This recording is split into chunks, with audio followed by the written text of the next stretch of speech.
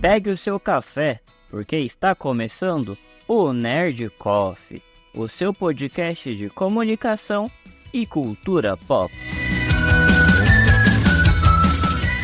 Olá pessoal, eu sou o Lucas Henrique e está começando a segunda temporada do Nerd Coffee. Iniciando essa segunda temporada, quem toma um café comigo hoje é a minha amiga Raíssa Marques. Ela se formou em jornalismo recentemente na UNG e o seu TCC foi bastante elogiado por ser uma revista produzida só por mulheres. Intitulada Mulher, a revista aborda assuntos do universo feminino, indo além dos conteúdos tradicionais que vemos em revistas femininas. Seja muito bem-vinda, Raíssa. Muito obrigado por ter aceitado o convite. Imagina, o prazer é todo meu. Então, pra gente começar, Raíssa, conta como é que você se interessou pelo jornalismo, como que o jornalismo surgiu na sua vida? Então, para mim o jornalismo veio meio que do nada, mas na escola onde eu estudei no ensino fundamental e ensino médio, nós tínhamos costume de fazer feiras de profissões. E aí, em uma dessas feiras, antes de eu decidir pelo jornalismo,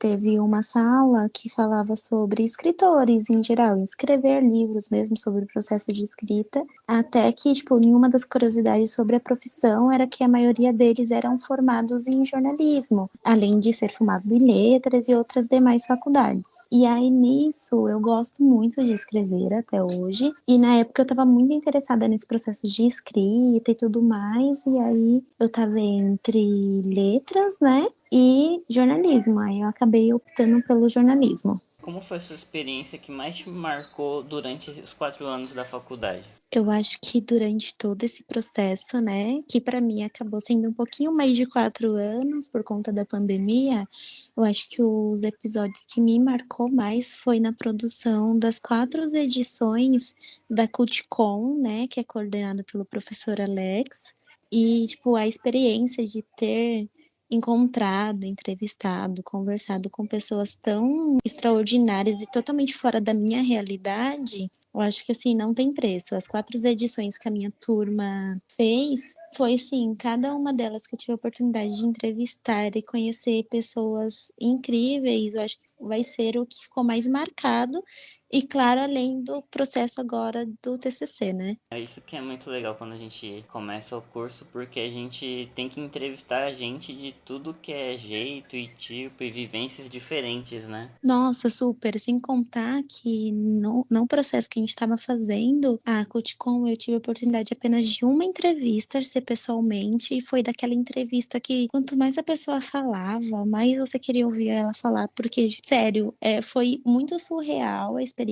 Eu e minha amiga, que era minha dupla, né, que o trabalho foi feito todo em dupla, a gente ficou literalmente abismada. Tinha hora que o entrevistado contava coisas que você ficava meio que sem palavras, e até, tendo que contornar, e acabou surgindo mais perguntas durante a entrevista e outras também que foi feito à distância. Teve uma que eu fiz por ligação de telefone mesmo, com uma fonte que o professor tinha indicado e nós não conseguimos encontrar nada dele. Encontrei só, um perfil do Facebook, aqueles perfis filtro, e aí nisso eu mandei meu contato e um belo dia, ele ligou faltando, acho que 2, 3 dias pra gente entregar a matéria pro professor. E aí eu falei, a minha amiga Isabela, né, que era minha dupla, eu falei, não, Isa, vamos fazer, porque a gente não pode perder essa oportunidade. A pessoa que a gente entrevistou é um grande nome da dramaturgia no teatro, e também foi surreal, porque o medo de ter tido aquela conversa de mais de uma hora via telefone e, o medo do celular não estar gravando todo aquele bate-papo surreal, nossa, eu literalmente suava frio conversando com ele. E torcendo pra tudo correr bem e não ter problema com a gravação, né? Exato, eu acho que é o meu maior medo durante todos esses 4 anos de qualquer trabalho que tivemos que fazer, o fato de você estar ali realizando a entrevista e o celular não tá gravando, eu acho que é o maior medo que eu tive durante todo o processo da faculdade. Porque são momentos únicos, né? Mesmo que você consiga gravar de novo, não vai ser a mesma resposta que a pessoa dá. Não, a espontaneidade é uma coisa, assim, preciosíssima durante a entrevista. Você não pode perder entender nada, nenhuma emoção que tá acontecendo naquele momento. Sim, verdade. E Raíssa, quando você entrou na faculdade, né? Depois que você começou a cursar, qual foi a área do jornalismo que te encantou mais? Que você falou, poxa, isso daí eu gosto mesmo, isso daí você nem sabia que gostava e começou a gostar por conta da faculdade. Então, eu falo até hoje que a gente entra na faculdade com uma cabeça e quando entra é outra, e até sair, sua cabeça já deu umas reviravoltas gigantescas. Eu entrei também, além daquela curiosidade sobre escritor e ser formado em jornalismo, porque eu queria ser colunista. Um grande filme que influenciou também para mim escolher jornalismo foi aquele filme Marley e Eu, e, tipo, ele era colunista sobre a vida dele e tal, e eu achei muito legal esse fato de você ser colunista, né? Mas no decorrer da faculdade, eu acho que foi no terceiro e quarto semestre, eu tive assessoria de imprensa e comunicação institucional. Quando eu tive, eu falei, cara, que universo muito louco. E eu me apaixonei, sou apaixonada até hoje. E durante todo esse tempo da faculdade, do curso, eu aprendi que eu não gosto de estar muito no holofote, eu não gosto de estar na frente, eu gosto dos bastidores, eu gosto de procurar as coisas. Então, eu gostei muito mais dessa parte de assessoria, de comunicação institucional, tanto pessoa física quanto empresarial. Eu me apaixonei por essa área, assim, do jornalismo. Nossa, legal. E é uma área que tem suas partes boas, mas também é muito apagar incêndio, né? Igual muito a nossa professora Lisley falava. A assessoria de imprensa é muito isso. Você tem que resolver pepino, tem que fazer muita coisa pra, às vezes, limpar a barra da empresa ou limpar a história que saiu errada, algumas coisas assim. Exato, tem essa parte boa, mas também tem esse desafio, né, por conta disso, de você ter habilidade no gerenciamento de crise. E eu falo por que eu me apaixonei, eu acho, às vezes assim, até meio em dúvida se foi por conta da matéria ou por quem deu, porque realmente as duas matérias foi a Liz que deu, né, na minha turma, e eu me apaixonei e ela deu muitas aulas, né, especificando sobre gerenciamento de crise, muitas atividades que fizeram eu entender mais todo esse processo dessas áreas e realmente gostar e saber lidar com tudo que meio que pode vir a acontecer quando você está exercendo essa área. Verdade. E você tem inspirações no jornalismo? Pessoas que você tem como referência? Quem são elas? Olha, eu falo que às vezes eu sou meio que tipo um peixinho fora d'água no mundo do jornalismo exatamente por conta disso. Na faculdade eu via todo mundo falando, ai, porque eu gosto, tenho tal pessoa como inspiração, tal pessoa como inspiração. Eu ficava, gente, quem é minha inspiração? Mas assim, não chega a ser uma inspiração, mas são pessoas que eu gosto muito da atuação delas como jornalistas, e uma delas eu tive a oportunidade de conhecer que foi o Thiago Leifert, e tipo assim, eu tenho muita admiração mesmo por essas pessoas. Eu gosto muito também da Mari Palma, mesmo tipo o viés dela sendo jornalismo esportivo, que é uma coisa que eu não domino nada. Eu gosto muito do jeito dela, da Maju, né, que agora é apresentadora do Fantástico. Eu acabo gostando dessas pessoas exatamente pelo jeito, eu acho que pela ética que elas transmitem no jornalismo, que é uma coisa que os nossos professores sempre reforçou com a gente, que a ética é uma coisa muito importante dentro da nossa profissão. E não sei você, mas quando os professores iam explicando, ensinando pra gente como as coisas funcionam, eu comecei a ver, eu falei, mano, você começa meio que ter um feeling de identificar, sabe, a postura da pessoa naquela profissão. E eu acho sensacional essa parte da gente mudar nosso olhar. Então, eu acho que esses seriam os três nomes que vieram na minha cabeça, pelo fato da admiração e de eu gostar da forma como eles exercem o jornalismo. É interessante porque é isso mesmo que você fala, né? Que a gente entende o porquê a pessoa que tá ali na frente tá tendo certas atitudes, porque tem uma justificativa, né? Não é só chegar na frente das câmeras e começar a falar. Sim, verdade. E uma outra coisa que esses três que você citou tem em comum é muita espontaneidade também, né? Na frente das câmeras são estilos Sim, diferentes, né? Uma personalidade muito forte. sim, são estilos diferentes, mas eles são bem espontâneos. Eu acho que a palavra também seria, tipo, são pessoas muito reais. Você não vê que eles estão montados ali na frente, tipo, meio que com uma máscara, tipo, agora você era desse jeito. Aqui não. Eles transmitem o jeito deles falarem, é eles, no final das contas, eles estão sendo eles o tempo inteiro. É verdade. E entrando agora no na grande treta que é o TCC, Raíssa. Como é que foi pra você lá no pré-projeto? Como você decidiu o seu tema? Como que você escolheu fazer ele e depois começar a escrever sobre? Ai, foi outra montanha russa, né? Esse pré-projeto até a gente chegar no TCC e no conteúdo final. O meu processo de seleção de tema, a minha família às vezes brinca falando que eu sou meio que politicamente correta, porque desde que eu me senti interessada sobre sociologia, né, no ensino médio, né, eu comecei a pesquisar, a tentar entender, abrir minha cabeça como as coisas funcionam e como elas tecnicamente deveriam funcionar. Então, nessas coisas de ativismo, independência que seja ambiental ou social, que são os que eu mais pesquiso e gosto de consumir sobre, a questão da escolha, eu tinha dois, né? Eu queria falar sobre algo sobre o corpo da mulher, que é algo muito visto, muito criticado, muito abordado hoje em dia, e também na época eu estava pesquisando muito sobre questões de assédio moral e estava acontecendo alguns casos na mídia sobre isso. E aí eu apresentei duas sugestões, né? Acho que foi para a Lisley, que era a coordenadora dessa parte do pré-projeto. E aí, de tanto ela e o Inácio falarem que a gente tinha que estar apaixonados pelos nosso tema, mas apaixonado o suficiente também para entender que aquilo não seria perfeitinho, que seria tudo com que a gente concorda, eu optei para falar sobre o corpo, né, da mulher na mídia social, mas não qualquer corpo, sobre corpo gordo, né, sobre essa dificuldade da gente falar a palavra gordo, porque parece que chamar não, né, falar que a pessoa é gorda é um insulto, mas na verdade quando você entra no tema, né, e pesquisa sobre as pessoas ativas contra a gordofobia, você entende que na verdade elas não se importam de ser chamadas de gorda, é o contrário, elas não querem que você arranje sinônimos para aquilo que ela realmente é, principalmente se ela se sente bem pelo corpo. E eu vi e sigo pessoas e conheço pessoas que realmente não tinham referências nas nossas mídias, tanto televisiva quanto até na nossa profissão, né, de jornalista, ou até mesmo na rede social, que é o mundo que a gente mais vive, não tinha essas pessoas ali para mostrar que uma pessoa gorda também é capaz de chegar onde ela quiser, ser o que ela quiser. Então eu acabei falando sobre isso, pela falta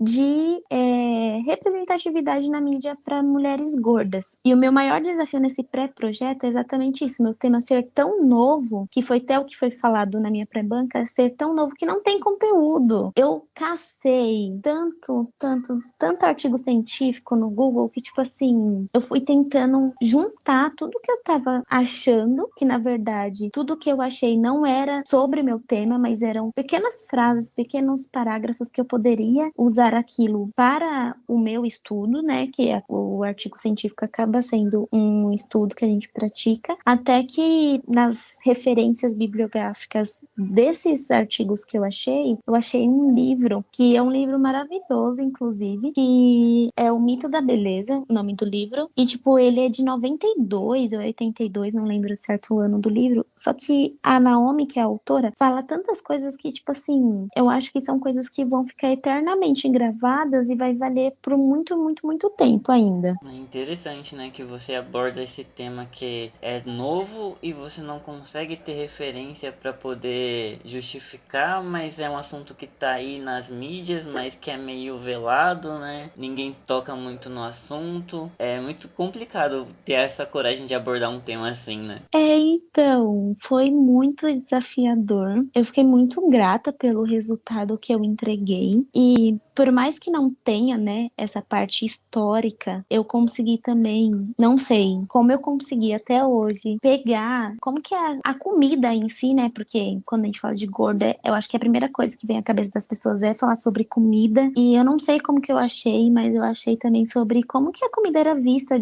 perante a sociedade e por que praticamente do nada um corpo gordo é um corpo ruim, é uma coisa ruim. E entender por que a sociedade inventou isso, porque é uma invenção. Porque, na verdade, se você for ver pelo mundo artístico, as estátuas gregas antigamente, antes de ser essas esculturas definindo músculo e tudo mais, eram estruturas gordas. E até mesmo se for mais a fundo, em questão de história da arte, vai ter muitas outras referências do corpo como um corpo gordo. E pegar isso foi tipo assim, um achado enorme, porque meu contexto histórico foi em cima disso e do livro que eu acabei de citar. E, tipo assim, é igual você falou, é um assunto muito presente, mas ao mesmo tempo ninguém quer falar sobre. E não tem outro momento que alguém falou. Foi muito desafiador, mas eu sou muito grata pelo que eu consegui fazer com um pouco que eu tive. E o mais legal agora é que o seu trabalho que vai virar uma referência, né? Sim, exato. É muito surreal você pensar, né? Que eu espero, pelo menos, que o meu trabalho seja útil para alguém que queira falar do mesmo de algum outro ponto de vista, ou até mesmo de algum outro tema que futuramente possa surgir na cabeça de uma pessoa também bem aleatória igual eu, que queira falar sobre alguma coisa que, assim, que é igual eu falei, eu realmente defendo, e a gente entender que você não precisa ser uma pessoa gorda para ser antigordofóbico, você não precisa ser uma pessoa homoafetiva para ser contra todos esses preconceitos que existem na sociedade. Exatamente, é uma luta que pode vir de todos os lados, né? De gente que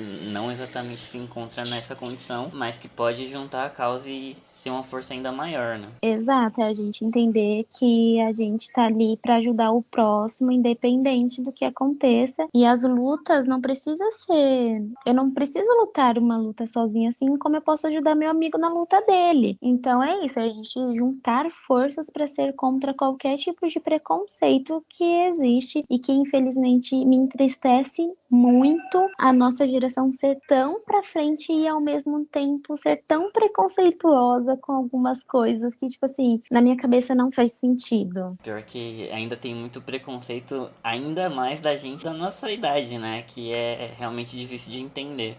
Então, uma geração tão pra frente, tão aberta a saber sobre tanta coisa, ter tanto a falar, porque eu acho que a gente tem muito a falar, e ao mesmo tempo, na mesma proporção disso tudo, tem muita gente ainda com cabeça fechada, que tá, beleza, você não entende, mas cara, respeita. Eu acho que a gente, pro conhecido e pro desconhecido, o mínimo que a gente tem que oferecer é o respeito. Eu não entendo você, ok, mas eu vou te respeitar mesmo assim, tá bom? É isso. Eu acho que se todo mundo entendesse que o respeito é o mínimo que eu posso oferecer pro próximo, eu acho que amenizaria muitas coisas. Sim, com certeza. E Raíssa, pegando um pouco do que você falou também sobre não ser necessariamente de uma luta, mas ajudar as outras pessoas nas suas lutas diárias, é uma coisa que a gente pega muito na nossa profissão mesmo, né? Por conta de querer dar voz para quem realmente não é ouvido ou porque por N questões, né? Mas é um papel que a gente exerce muito forte, que é de dar voz, e você conseguiu fazer isso muito bem com o seu trabalho, né? Sim, verdade, porque a gente aprende que o jornalista tá ali para aquilo, ele não pode falar na primeira pessoa, só que ele tem a capacidade de dar voz para aquele próximo que tá ali passando por alguma coisa, ou até mesmo querendo e mostrando alguma coisa, né? Isso.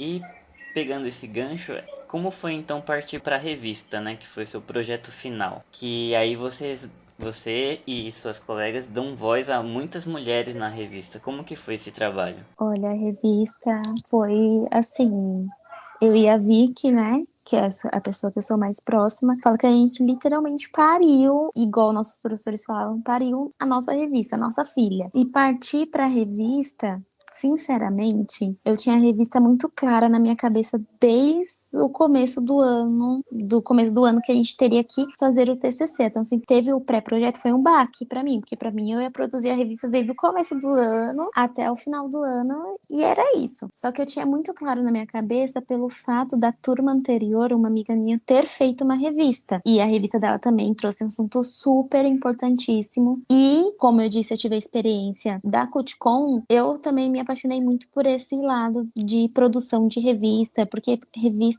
eu entendo que é uma coisa menos engessada. Chega a ser um pouquinho engessada, porque, claro, tem o seu molde, as suas obrigatoriedades, só que ao mesmo tempo você tem muita liberdade de expressão, de criatividade, de colocar coisa nova. Então, quando a gente teve que escolher uma mídia, eu tinha a revista, eu quis a revista, conversei com a Vicky sobre a revista, e aí o Inácio, que era o nosso orientador, ele falou assim, não, vamos pensar no conteúdo primeiro, e depois a gente vê a mídia. E então assim que por um momento a gente não ia fazer a revista, íamos fazer, se eu não me engano, um artigo de opinião. E quando ele viu tudo aquilo que a gente conseguiu falar com tantas mulheres sobre vários viés da profissão, vida pessoal, sabe? Dessas lutas diárias que uma mulher vive numa sociedade onde ela não é ouvida na maior parte das vezes, né? Ele falou, não, tem que ser uma revista. Então, tipo assim, foi bem conturbado porque a gente foi tipo assim, o olho vendado, tipo, a gente tava andando no escuro, pegando tudo que a gente via pela frente, não, vamos entrevistar isso, vamos procurar fonte daquilo. A gente foi caçando. Tudo que a gente viu pela frente. Ah, e você conhece fulana disso? Conhecemos. Vamos falar. A gente pegou tanta coisa que ele falou, cara, tem que ser uma revista. E quando ele falou, tem que ser uma revista, tipo assim, eu falei, ai, graças a Deus.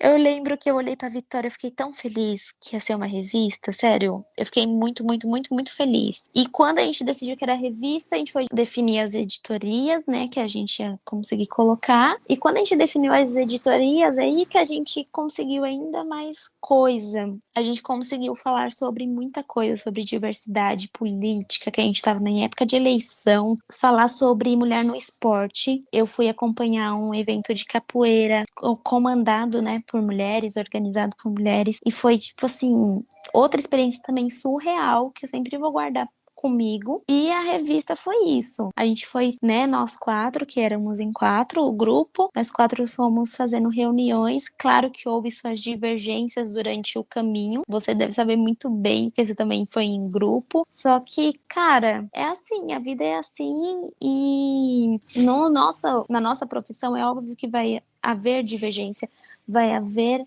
percursos onde a gente vai ter mais dificuldade de percorrer e a gente saber lidar com isso. E a revista foi isso, foi muito altos e baixos, muitas reuniões, muitas discussões, muitas divergências no pensamento, porque eram quatro mulheres construindo um só conteúdo. Então, cada uma tem uma visão. E graças a Deus, a nossa visão de nós quatro conseguiu ser colocada na nossa revista. E disso a gente queria tirar esse. Como que eu posso falar? A gente queria sair desse padrão. Ah, e o que usar no primeiro date, o que conversar, estar um homem 10 passos. E foi aí que a gente montou o nosso produto final e ficou, na minha humilde opinião, a coisa mais maravilhosa que eu já fiz na minha vida. Nossa, sim, ficou muito legal as entrevistas, as fotos que vocês tiraram também, toda a concepção do trabalho ficou muito lindo, muito show. Obrigada. E o ensaio fotográfico, outra coisa assim que eu tinha muito claro na minha cabeça. E quando eu contei minha visão, né, pro ensaio fotográfico, a Vitória abraçou, as meninas abraçaram. E aí foi quando a gente foi atrás das pessoas para modelar, porque a gente não queria modelos, a gente queria pessoas reais. E eu falei com as meninas, eu falei, cara, tem que ser pessoas que estão no nosso lado, nosso meio, nossas amigas, pessoas que estão ali pela gente também. Então foi surreal. A gente tentou sempre englobar mulheres em todo esse processo. Quem fotografou também foi uma mulher. Nossa, tipo assim, foi outro processo de criação muito interessante, muito legal de ser feito. A experiência também de fotografar, eu e Vitória também participamos das fotos e também foi surreal poder participar dessa parte. E o que gerou resultado muito legal da parte de vocês, né? Foi muito, muito legal ver Sim. o produto final e até a apresentação de vocês na banca, né? Que também foi muito bom de acompanhar. Ai, apresentação, então, eu acho que acabou sendo a palavra icônica, né? Como você muito bem lembra, eu chorona, como sou. Faz parte, o choro faz parte. Cara, eu juro pra você que eu não tinha chorado. Eu chorei no pré-TCC, né? Tipo, no pré-projeto, que eu chorei comigo mesma, tendo que escrever 50 milhões de páginas, mas na produção da revista, né, da mulher, eu não tinha chorado. Eu tinha ficado nervosa, ansiosa, feliz, eufórica, eu tinha ficado tudo, menos chorona, não tinha chorado ainda nesse processo. E no dia da apresentação, eu falei, não, eu tô de boa, eu tô tranquila, não vou chorar, porque eu já sei como eu sou. Então, eu falei, não vou chorar não. Vou ficar tranquilona, vou pegar uma pessoa a foco, vou olhar só para essa pessoa e vou apresentar. Tava bem até eu pegar o microfone e o Inácio determinar que eu ia ser a primeira a falar. Eu falei, cara, e agora? Eu comecei a chorar, errei o nome da Edilane. Mano, foi, tipo assim, icônico, mas eu achei muito legal, porque todo mundo se emocionou com a gente, porque depois que eu comecei a chorar, Yasmin chorou, Vitória chorou, todo mundo chorou, porque foi uma experiência surreal, a gente ter ouvido o que a gente ouviu das pessoas, que a gente ouviu que volta naquilo que a gente comentou no começo, que é conhecer e ouvir pessoas de outras realidades, de outras experiências.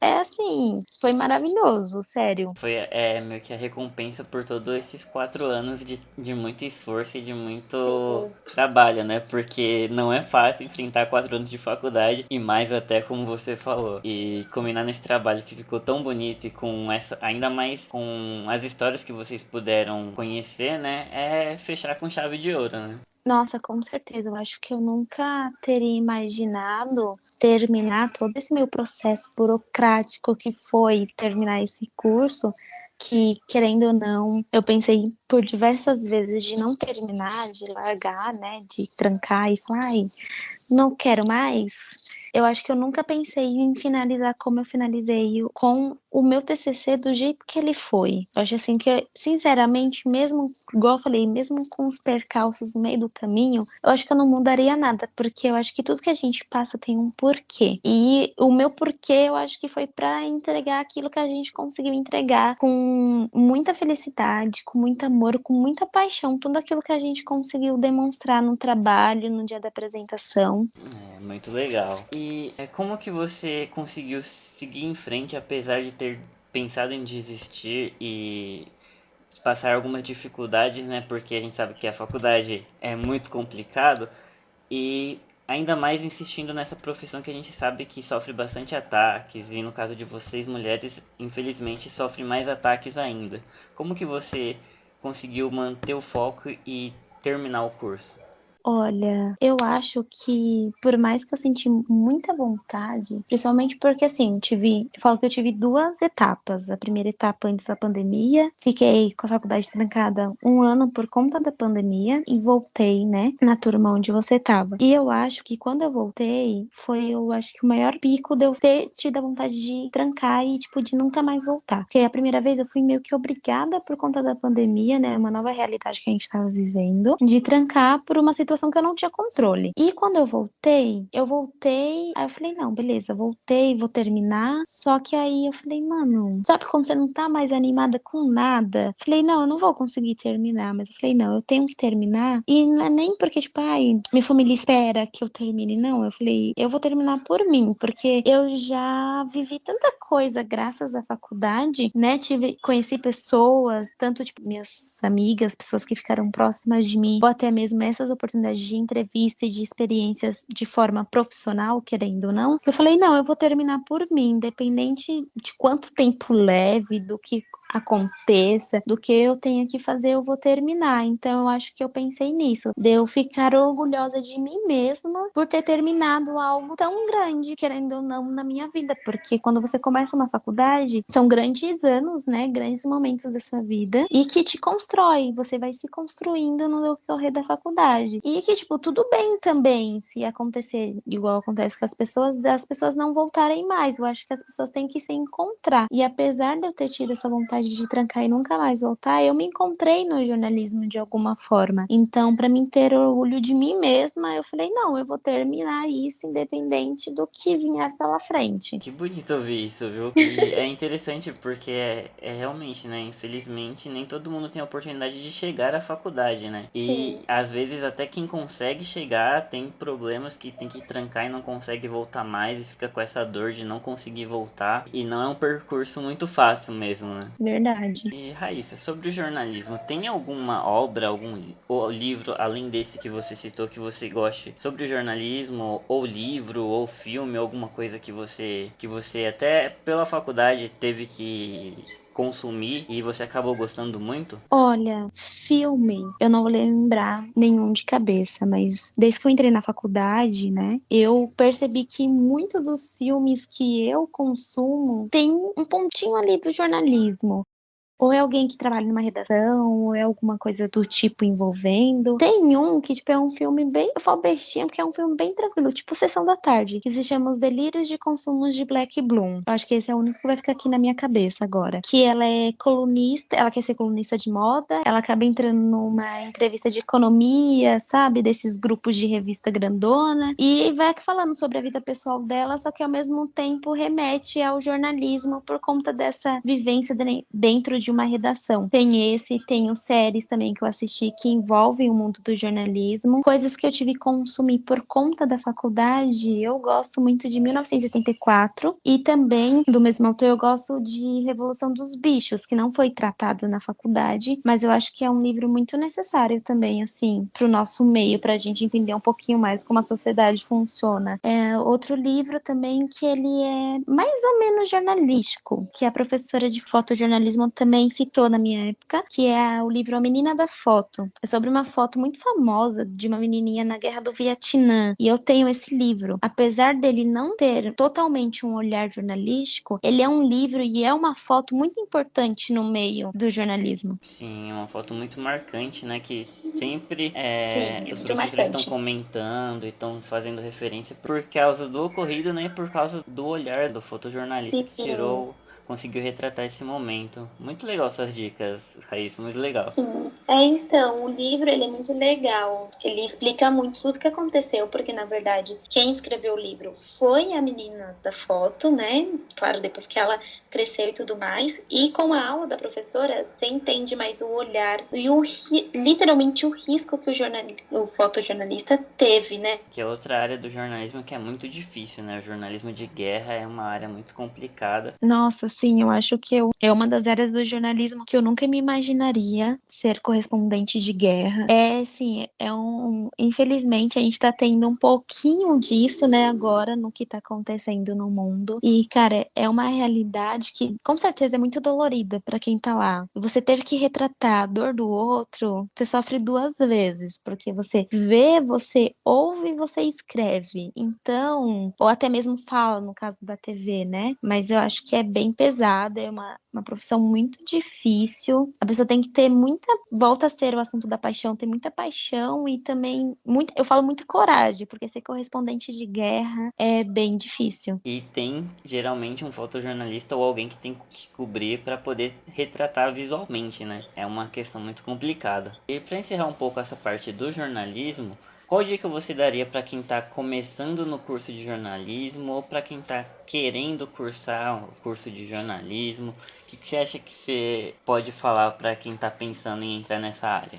Olha, com toda a experiência que eu tive, eu acho que eu poderia meio que recomendar para a pessoa é que tá tudo bem ela ter dúvida às vezes, mas se você quer começar, comece, porque se a gente não começar, como que a gente vai ter certeza se é aquilo mesmo que a gente quer? E, tipo assim, e perseverar, porque é o que a gente tá falando, o percurso não é fácil, mas no final a gente sempre vai ter uma recompensa, um pontinho de felicidade de ter finalizado um trabalho, de ter entregue, de ter sido elogiado pelo professor, da gente ter experiência de estar em lugares, de conhecer pessoas. Eu falo que eu nunca abriria mão de nada que o jornalismo, querendo ou não, porque na faculdade, principalmente na faculdade que a gente estudou, ela proporcionou a gente estar em grandes ambientes que, assim, eu acho que eu nunca imaginaria na face da Terra estar. Então, eu acho que é a pessoa abraçar mesmo aquela jornada que ela está iniciando, para ela se permitir viver tudo aquilo que o curso vai proporcionar para ela.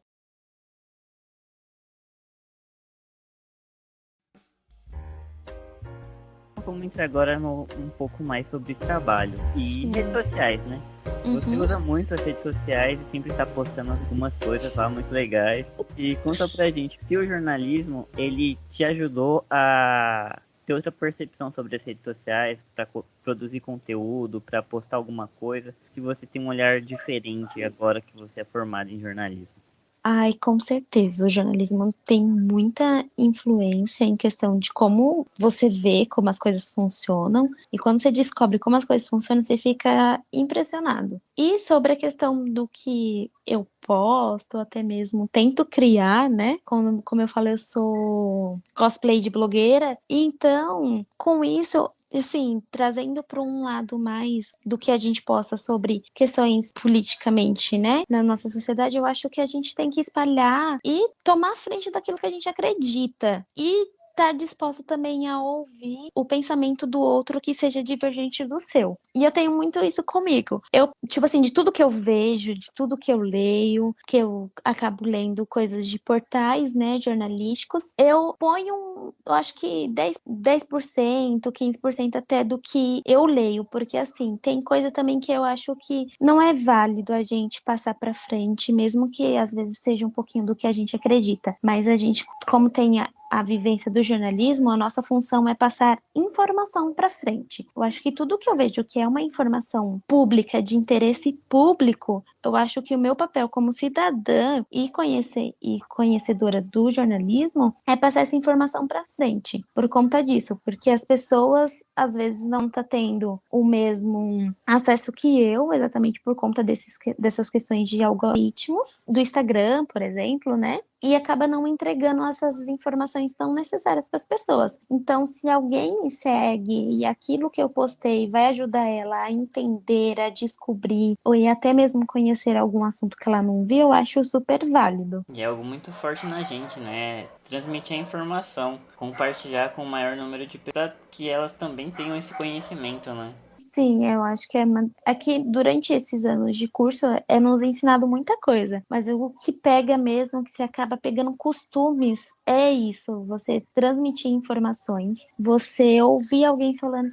mano, não é desse jeito. E não é que você quer rebater a pessoa, é que na verdade você quer realmente introduzir um conhecimento que a pessoa infelizmente não tá tendo. E até mesmo quando você fala, a pessoa pode transformar o olhar dela, porque a pessoa fala assim, caramba, por que eu nunca pensei desse jeito? Mas, tipo, não é culpa da pessoa, é que realmente, até hoje, nesse mundo que a gente vive, que é basicamente rede social 24 horas no dia, as pessoas ainda não têm informação, não têm acesso. Ela pode estar com o celular na mão, pode estar acessando as redes sociais, assistindo uma TV, mas tem informação que a pessoa não sabe. E a gente tem que passar para frente, principalmente se é para construir uma sociedade melhor, uma realidade cada vez melhor para todo mundo. E às vezes, além de ela não ter acesso à informação, ela recebe uma informação errada, né? Que também é um problema.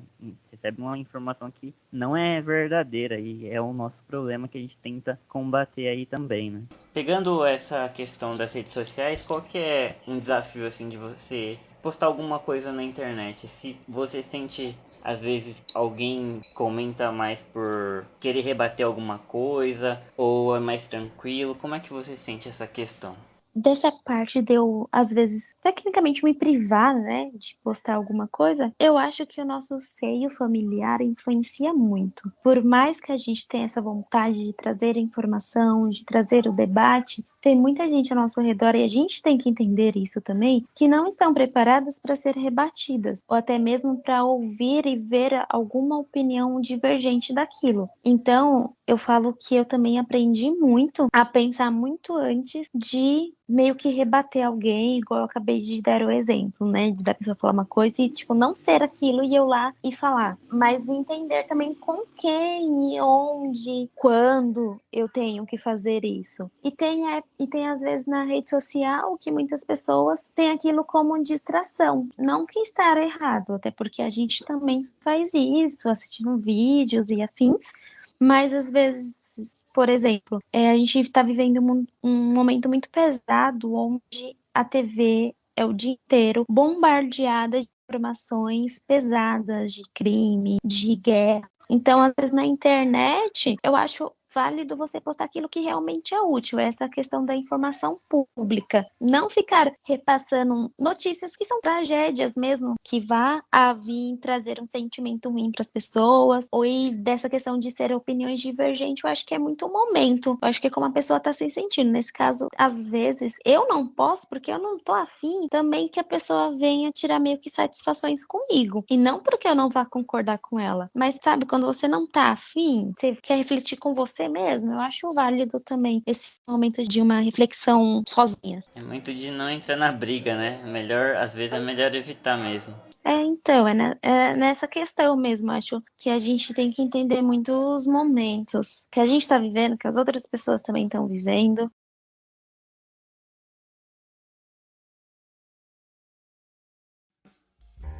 Então vamos entrar agora pra falar sobre cultura e cultura pop, né, Raíssa? Que a gente Sim. gosta um pouquinho também, não é só trabalho, entretenimento também é bom às vezes. Pois é, distrações. O que você mais consome ou que você anda consumindo nesse meio? É uma série, um filme ou o que você tá tendo tempo pra assistir no momento? Olha, do entretenimento, dessa parte cultural, eu sou meio que viciada em séries. Eu tenho uma grande mania de anotar as séries que eu assisto, então eu já bati, na verdade, eu passei a marca de 100 séries assistidas. E eu sou muito de fases de streamings. Às vezes eu tô muito assistindo coisas da Netflix, às vezes do Star+, às vezes da Disney.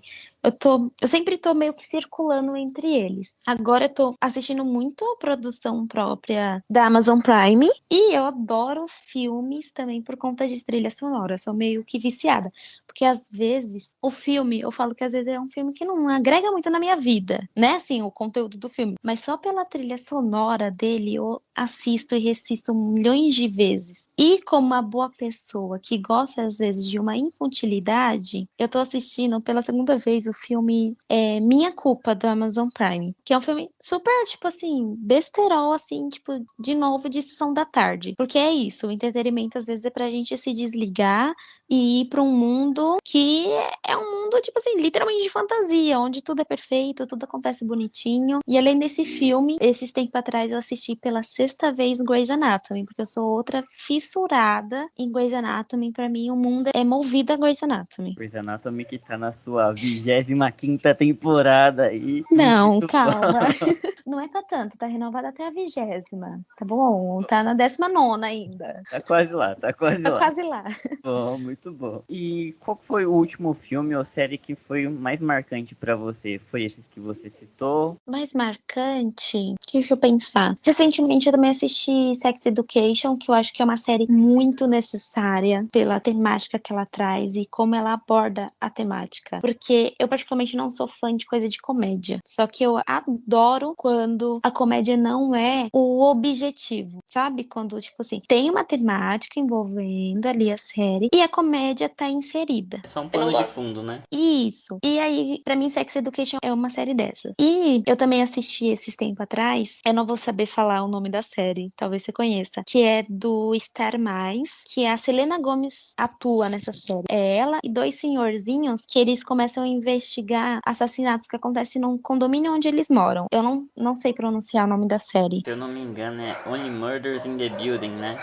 Isso mesmo. Ah, já ouvi falar, muito conhecido. É outra série que é comédia, não é o foco, porém é hilária. Tipo assim, é muito legal porque eles estão investigando os assassinatos e eles começam a ter situações entre eles que são engraçadas e eles mal se conhecem e acabam virando os amigos por conta que eles ouvem o mesmo podcast de crime. Eu acho maravilhoso. É uma história completamente inusitada, né? Muito interessante. Nossa, demais, muito inusitada. Os personagens, o fato da Selena ser uma pessoa super jovem dentro da série, né? E ela se tornar amiga de dois senhorzinhos no condomínio totalmente aleatório, é muito bom. Muito bom, legal. Qual é aquele seu filme ou série favorito? Você citou Grey's Anatomy? Eu acho que a série, assim, que reina mesmo como favorita é Grey's Anatomy. Filme, a gente sempre tem aquele filmezinho e sériezinha conforto, né? Que, tipo assim, tá tudo despencando na nossa vida, a gente vai lá e assiste que tudo fica bom. Mas filme, eu tenho muitos, mas é que, tipo, eu revi esses tempos atrás, eu gosto muito de saga. E eu adoro Divergente, os filmes, e Jogos Vorazes. E agora eu tô meio que fissurada em Jogos Vorazes, porque, né,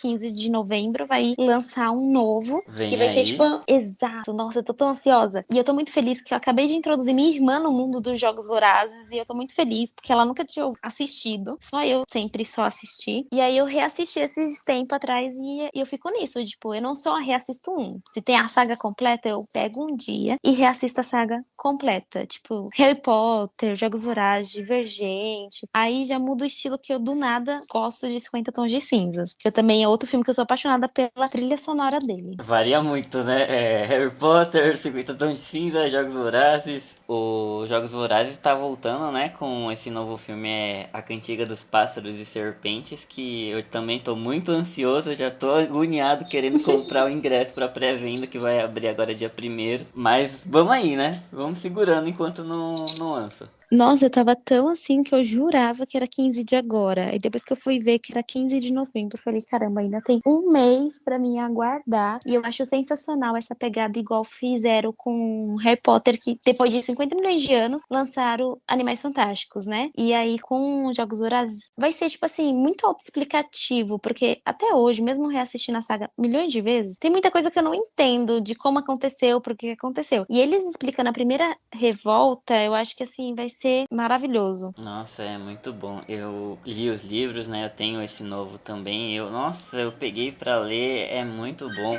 E você meio que revisita, né, a história e entende algumas coisinhas que a gente só vê de novo lá nos Jogos Vorazes. Então, encaixar isso e agora ver isso no cinema vai ser muito bom. Eu também tô muito ansioso. Nossa, vai ser surreal. Eu tô muito ansiosa mesmo. E agora indo pros gêneros de produções, né? Qual gênero, assim, que você gosta mais de assistir? É mesmo aquela que tem uma comédia de fundo? É uma ação? Você tem um gênero preferido ou um pouquinho de cada tá ótimo? Eu acho que eu me considero uma pessoa muito eclética, apesar de não me declarar fã de comédia.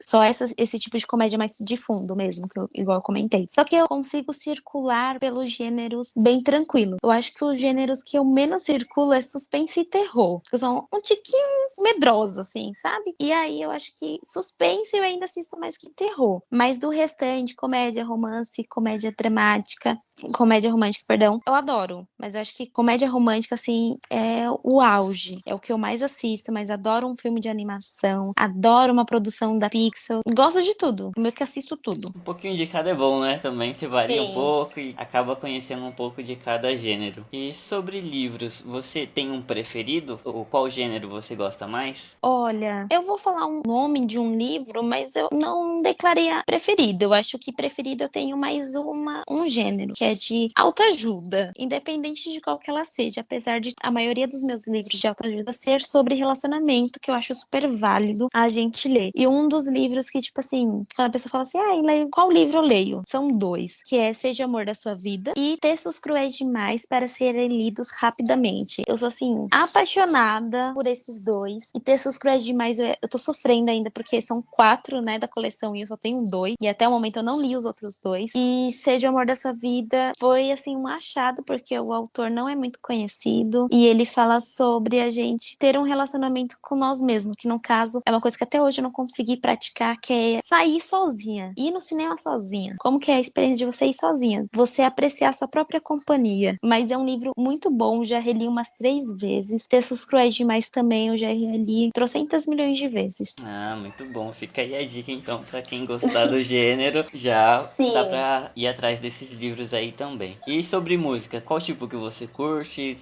Como é que tá sua vibe de música no momento? Nossa, eu vivo num looping eterno de reviver e ouvir novamente músicas de 2000, meados de 2012 e 2011, porque pra mim o pop dessa época foi sensacional, mas eu sou uma grande amante de música eletrônica, gosto muito de DJs. Os DJs que eu sou apaixonada é os Gallants, que são 2 irmãos. Eu sou apaixonada na música deles, mas eu transito também no mundo da música muito aleatória, assim. Em agosto eu tava fissurada em sertanejo, coisa que eu nunca gostei. E aí era sertanejo, forró, tipo João Gomes, gosto. Então eu acabo circulando também um pouquinho de cada ali. No dia depende muito, tem dia que eu escuto só música de fossa, sabe? Aquelas músicas assim, que fala, meu Deus, por que eu tô escutando?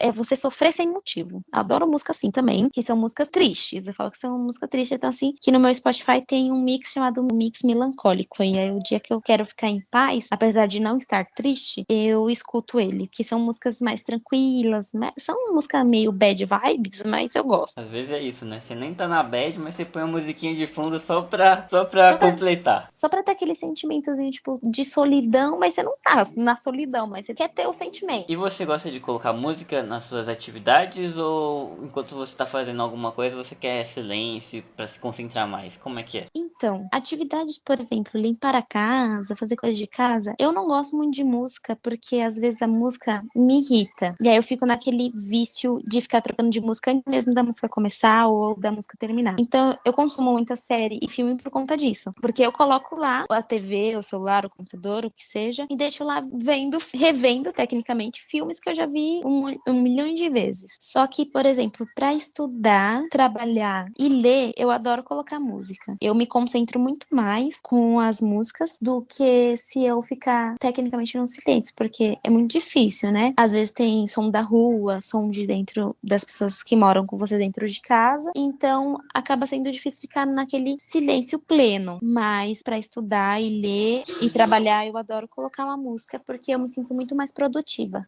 Legal. A musiquinha pra se concentrar também ajuda bastante, né? Nossa, ajuda demais. E então, para encerrar, Raíssa, deixa aí uma última recomendação de qualquer coisa, livro, série, filme, ou alguma coisa assim a mais para fechar e encerrar esse nosso bate-papo. Caramba, que bomba que você solta, né, na nossa mão. Ai, outra coisa que eu recomendaria. Deixa eu ver. Eu vou falar de livro porque eu tô aqui encarando a minha prateleira de livros. Porque eu falo que eu desenvolvi a habilidade de ter livros, não de ler livros, né? Tem um livro até no plástico. Então, eu super indicaria as pessoas conhecerem a Fernanda Witwicky. É uma autora, assim, que eu sou apaixonada. Talvez as pessoas fiquem meio com receio por conta que o viés dela é um pouquinho religioso, mas ela não fala sobre religião, ela fala sobre fé, que eu acho que as pessoas precisam aprender também a diferenciar isso, que fé é uma só, né? E eu adoro os livros dela, adoro o conteúdo dela nas redes sociais, e eu sou literalmente fissurada em comprar as coisas dela. Ela lançou Planner, eu tenho, ela lançou 3 livros, eu tenho os livros, e na Bienal do ano passado eu tive a grande oportunidade de conhecer essa mulher pessoalmente, e assim, é um grande ser humano mesmo. Maravilha. Tá, então a recomendação. Raíssa, muito obrigado pela conversa, pelo bate-papo. Foi muito legal ter você aqui. Espero que você tenha uma jornada linda como jornalista, né, na sua carreira. Que eu tenho certeza que vai ser brilhante. E de novo, muito obrigado por ter participado, viu? Imagina, eu que agradeço, estava ansiosíssima para participar do seu podcast e que o nosso futuro na nossa linda profissão, mesmo com percalços no meio do caminho, seja maravilhosa. Estou muito feliz de ter participado, de ter conversado e falado tanta coisa que eu falei. Eu não sei como você aguentou todo esse tempo eu falando aqui no seu ouvido. Nada, imagina, foi uma honra. E eu tenho certeza que o pessoal que está ouvindo também vai gostar bastante, viu? Se você que está ouvindo curtiu esse café, não esqueça de dar 5 estrelas pra gente lá no Spotify e uma curtida se está ouvindo pelo YouTube. E nos siga no Instagram, que é @nerdcoffeecast.